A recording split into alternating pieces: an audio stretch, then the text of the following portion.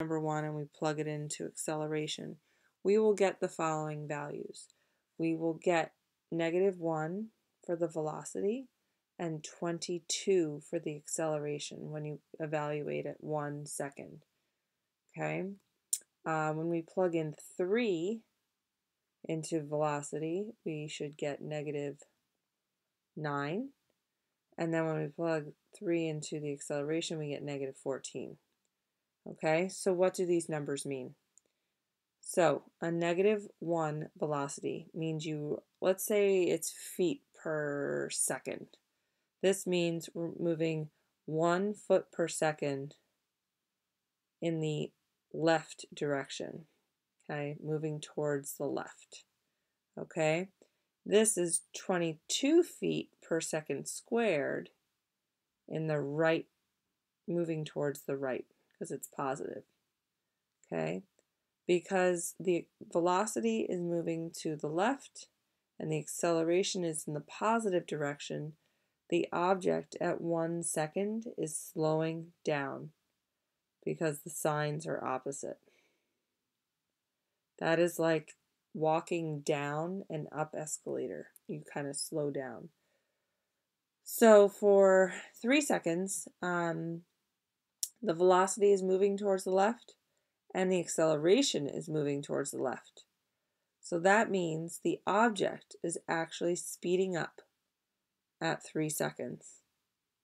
Speeding up because the signs are the same. This is like walking down a down escalator. You actually walk pretty fast. Okay? So what we did now is we just reviewed the graphs of sine and cosine. So let's remember that cosine comes first. Cosine represents the x values and sine is the y values. So we're first going to graph the sine curve and then we will graph the cosine curve. And that's sine of x and cosine of x. So if we graph the sine curve, we start at 0 and then we go to 1 and then we go to 0 and then we go to -1 and then we go back to 0. So we're going to label this as 0, pi over 2, pi, 3 pi over 2, okay, and 2 pi.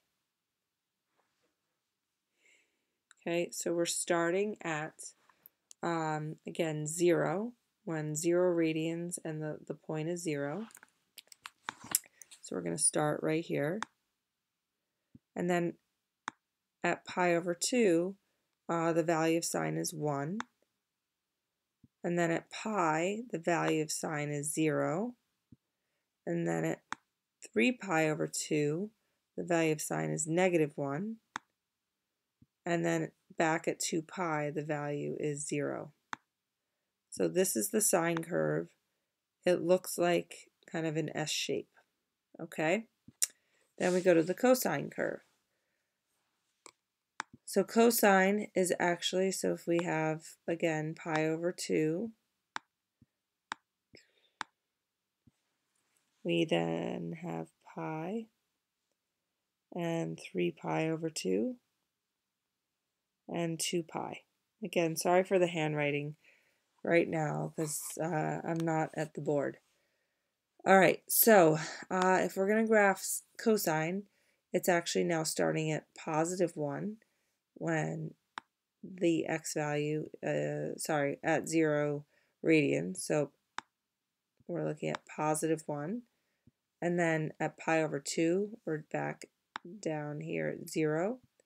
At pi, we're at -1 down here. Okay, and 3 pi over 2, we're at 0 right here. And then at 2 pi, we're back at +1.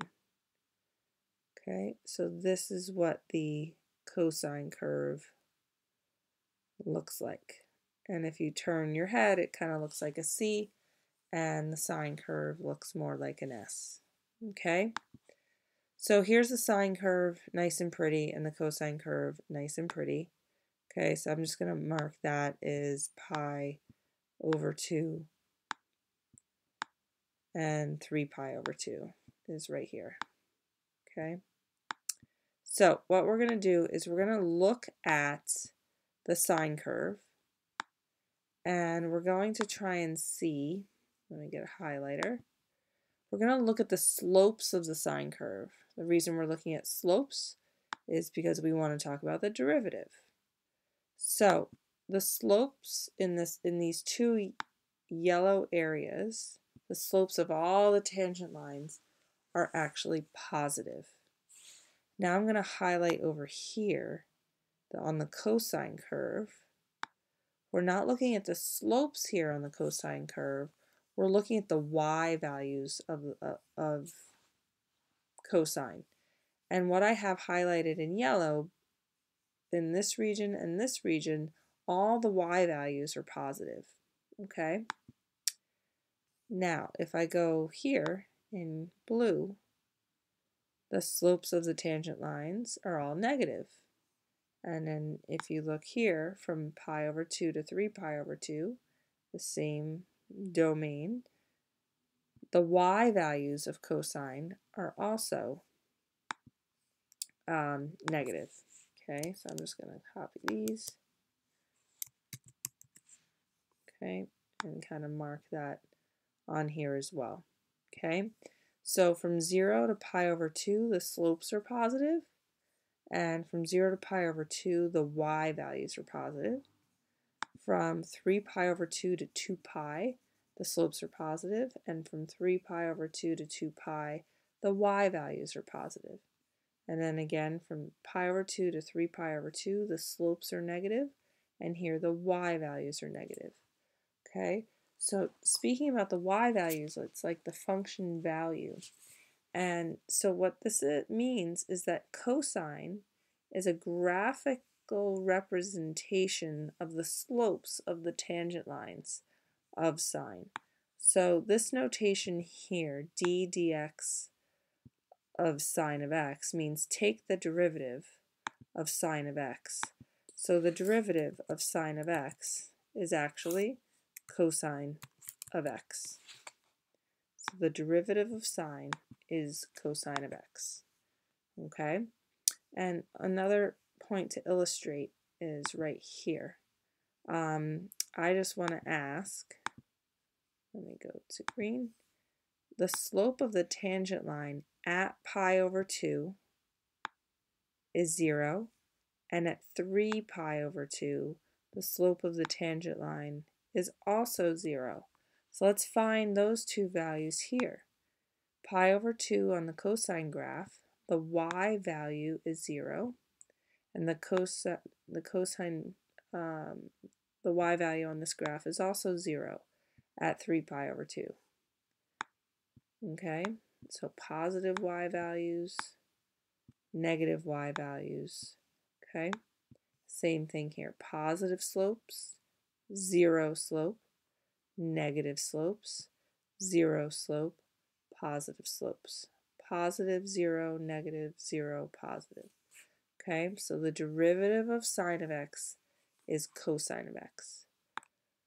Let's see if it works the other way around. Is the derivative of cosine equal to sine?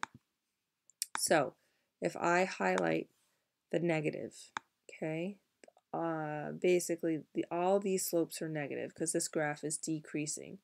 Would you agree from 0 to pi that this is also negative? I would disagree. I would say the y values here are actually positive. So the derivative of cosine is not sine, okay? And then here it should be the slopes are positive, but here they happen to be negative. So it looks like it's kind of the opposite. So I always say, what's the opposite of 5? And the opposite of 5 is negative 5. So what's the opposite of sine of x? What is the opposite of sine of x? It is negative sine of x. Okay? So let's look at what the negative sine of x curve looks like. And it actually looks like, looks like this. Okay? So just to illustrate one more time, the negative is from here, the negative slopes are from 0 to pi, and here from 0 to pi. All right, those values are negative. And then from pi to 2 pi, the slopes are actually positive, and here the y values are positive. And let's look for those 0 slopes again. Where is it a 0 slope here? The tangent line is 0 when x is pi.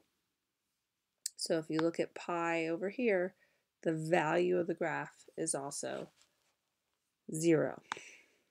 So the derivative of cosine of x, which is this graph on the left, the derivative is negative sine of x. Okay, so these are two new derivatives that we're going to have memorized. The derivative of sine is cosine, but the derivative of cosine is negative sine. So we'll go back here, v of t, and I'm just going to type this, and a of t. So the derivative of position, which is this x of t, or displacement, is sine of t. So the derivative of sine is cosine. In this case, our variable is t. And that means then the acceleration is the derivative of cosine, which we just learned is negative sine. And then I asked the class, can we just keep going with this? Can we keep taking the derivative? And we can. So I have this little chart that you can make, which is if we start with the sine of x and we take its derivative, we get cosine of x. Then if we take the derivative of cosine of x, we get negative sine of x. So now, what is the derivative of negative sine of x? Well, if the derivative of positive sine of x is positive cosine, the derivative of negative sine is actually negative cosine. And then if the derivative of positive cosine is negative sine, the derivative of negative cosine must be positive sine. So basically, it loops back around. This now, sine of x is the derivative of negative cosine. So it becomes this spiral. This is the only 4 derivatives it could be. Okay? One thing I also told the class today, one thing to remember, whenever you're taking the derivative of something that starts with a like cosine, cotangent, cosecant, the derivative of that will have a negative, or you're going to change the sign. We'll get back to that later.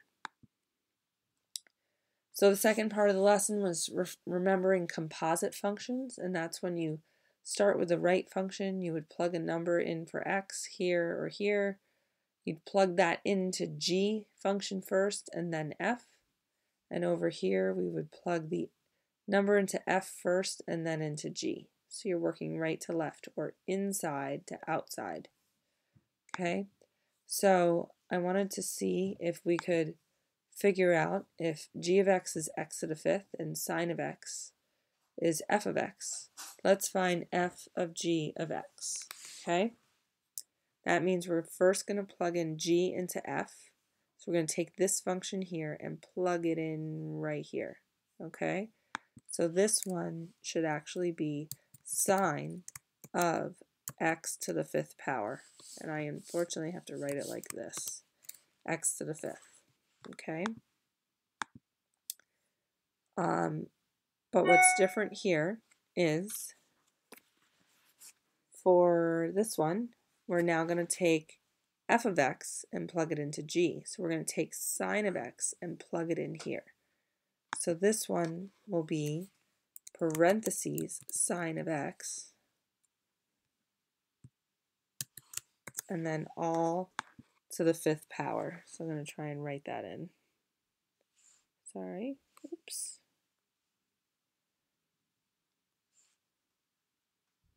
Okay, sine of x to the 5th.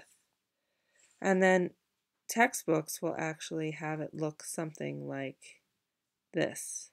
Sine to the 5th x.